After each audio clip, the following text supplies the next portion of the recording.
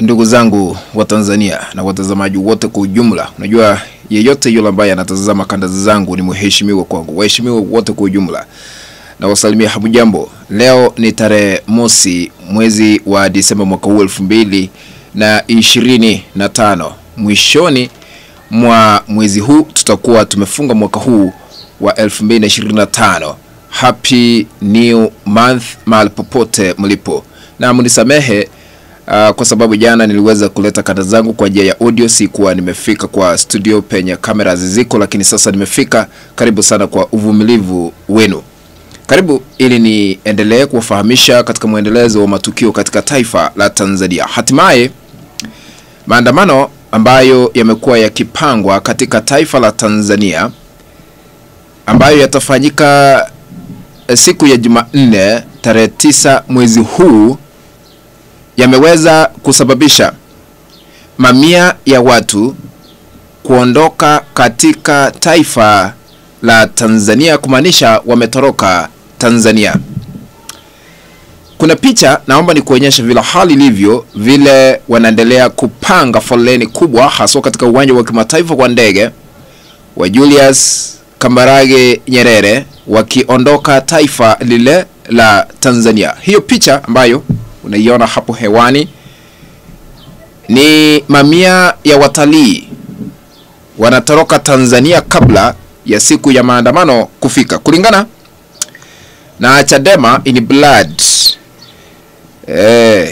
chama kile ambacho kiko katika upande wa mrengo upinzani, wameandika na kutag hiyo picha kwa kusema ya kwamba breaking news, mamia ya watalii wakiondoka nchini Tanzania kukimbia maandamano ya Disemba 9 na utekaji unaoendelea nchini.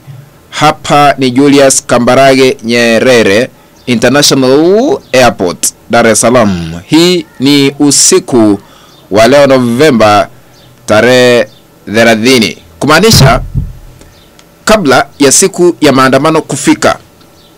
Watu wameanza kuondoka katika taifa la Tanzania, wanakimbia maandamano hayo, wanakimbia mambo ya utekaji nyara, kwa sababu maandamano yanapotanda kuna kile ambacho kinadaiwa kwamba kuna maandamano ambayo yanaendelea, utekaji nyara unaendelea, kutiwa mbaroni kunaendelea. Sasa wameanza kuondoka rasmi. Kabla nizame kwa undani, shukuru wote ambao mnatazama hii kanda mahali popote mlipo, mzidi kubarikiwa. Lakini unapoendelea kutazama hii kanda, tukabidhi like. Kuna alama ya kidole hapa chini mwa kanda, bonyeza hiyo alama ya kidole kama moja kutukabidhi like. Na ikiwa wewe ni mgeni hauja subscribe katika channel yetu ya Mokenya TV, na kupembeleza uweze kusubscribe, kuna kitufe pale chini ambacho kimeandikwa subscribe, bonyeza hicho kitufe ili kubadilishiwa na kuandikiwa subscribed. Kando yake kuna kengele, bonyeza kengele ili kupatikana zote pindi tu tunapoziweka katika mtandao huu Mokenya TV. Maana tunapoweka kanda yoyote ile mpya, utakuwa unapokeza notification ya kufahamisha kwamba Mokenya TV ameweka kanda mpya ambayo inastahili kutazama. Na ukimaliza kutazama, sambazia wengine katika mtandao wa WhatsApp na hata katika mtandao ule mwingine wa Facebook, ili tuendelee kujulisha wengi tena zaidi. Sasa karibu tuendelee kwa uchanganuzi wa kanda hii. Watu wameanza kuondoka Tanzania.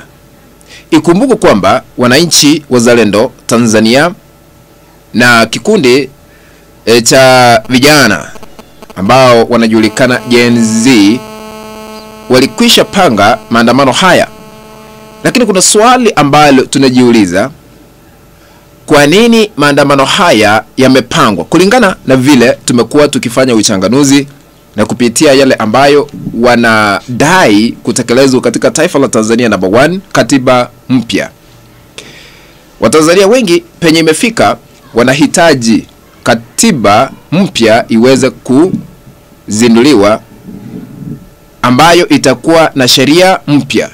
Ndio kiini cha maandamano ambayo yatafanyika siku ya Jumanne tarehe 9. Ikumbuke kwamba serikali ya Samia Suluhu Hassan iliweza kufutilia mbali siku ya tarehe 9 mwezi huu wa 12. Ni siku ambayo imekuwa ikisherehekewa katika taifa la Tanzania tangu taifa hilo liweze kujinyakulia uhuru wao mwaka 1961.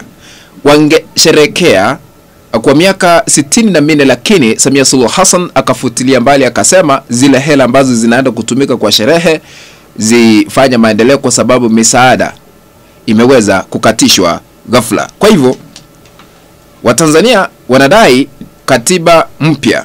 Namba 2, uchaguzi mpya uweze kutekelezwa. Kumaanisha rais wa sasa Samia Suluhu Hassan, wabunge na madiwani hawakuchaguliwa kwa njia ya haki na uwazi. Yaani uchaguzi ambao unadaiwa kufanyika mwezi wa jana haukuwa wa uhuru na haki. Novemba 29 wanataka uchaguzi mwingine uweze kufanywa ili kumchagua rais mpya, wabunge wapya na madiwani wapya. Kumaanisha kutakuwa na serikali ya mpito ikiwa watafanikishwa kwa shughuli hii ambayo itakuwa inashikilia hadi uchaguzi uweze kufanyika. Kile kingine ambacho wanakidai ni kwamba tume huru ya uchaguzi iweze kuchaguliwa ama kuteuliwa kuhakikisha kwamba wanaenda kufanya uchaguzi wa uhuru na uwazi katika siku zijazo. Tena wanataka kuhakikisha kwamba mambo ya utekaji nyara umesitishwa katika taifa la Tanzania, kwa sababu ni jambo ambalo wanasema ya kwamba limekuwa likionekana katika taifa la Tanzania kwa muda mrefu sasa. Tena wanahitaji wale ambao waliweza kutiwa mbaroni. Kuna wale ambao wanashtakiwa kwa mashtaka mengine, madai ya uhaini, waweze kuachiliwa huru, na wanasema ya kwamba wanahitaji hata Tundu Lissu ambaye ni mwanachadema, kiongozi wa chama hicho, aweze kuachiliwa mara moja bila masharti. Hayo ni yale ambayo yanaendelea sasa hivi, lakini tumeshuhudia watu wakiondoka katika taifa lile la Tanzania. Ikumbuke kwamba maandamano yaliweza kufanyika siku ya uchaguzi tarehe 29 Novemba mwaka huu.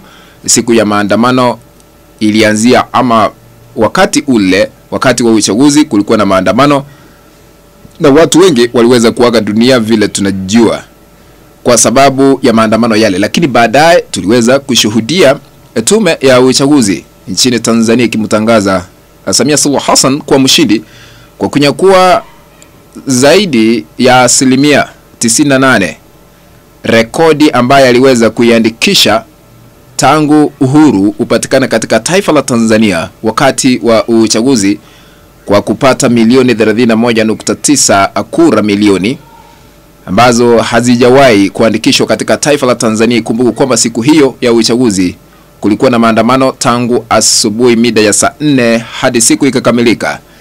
Sasa kuna maswali ambayo yanaulizwa, iliwezekanaje matangazo ama kura kutoka eneo fulani yakaweza kubeberushwa kuelekea Tarring Center na mitandao iliweza kuzimwa. Baadaye tukaona Samia Suluhu Hassan akiapishwa na kuingia afisini chini ya ulinzi mkali katika uwanja wa kijeshi.